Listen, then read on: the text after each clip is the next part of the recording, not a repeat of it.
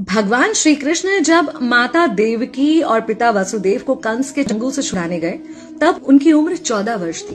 उनकी माता ने उनसे पूछा कि बेटा तुम तो भगवान हो, तो तुम हमें पहले ही कंस के चंगुल से छुड़ा सकते थे, इतनी देर क्यों कर दी? तो कृष्ण जी ने कहा, माता क्या पिछले जन्म में आपने मुझे 14 वर्ष का वनवास नहीं दिया था? माता हैरान रह गई, बोली ये क्या कह रहे हैं आप? तब कृष्ण जी ने बताया कि पिछले जन्म में मैं राम था और आप थी माता कैकेयी और आप ही ने मुझे 14 वर्ष का वनवास दिया था और कर्म फल से कोई नहीं बच सकता माता, इसलिए आपको 14 साल का ये दुख सहना पड़ा। तब आश्चर्यचकित होते हुए माता ने पूछा, तो फिर यशोदा पिछले जन्म में कौन थी? कृष्ण जी ने बताया, वो थी माता कौशल्या, जो 14 साल तक अपने पुत्र से अलग रही थी। उन्होंने उस दुख को सहा था, इसलिए इस जन्म में 14 साल मैं उनके पास रहा और मेरे साथ रहने का माता और पुत्र के प्रेम का सुख उन्हें मिला।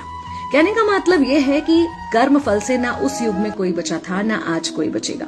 खुद भगवान भी कर्म फल से नहीं बच सकते, इसलिए अपने हर एक कर्म को बहुत सोच समझ कर कीजिए, क्योंकि जिसके भी खिलाफ आप कुछ गलत कर रहे हैं उससे आपकी शत्रुता कुछ समय या शायद एक जन्म की है, लेकिन उसके साथ कुछ गलत करके आप अपने कई जन्म बिगाड़ सकते हैं।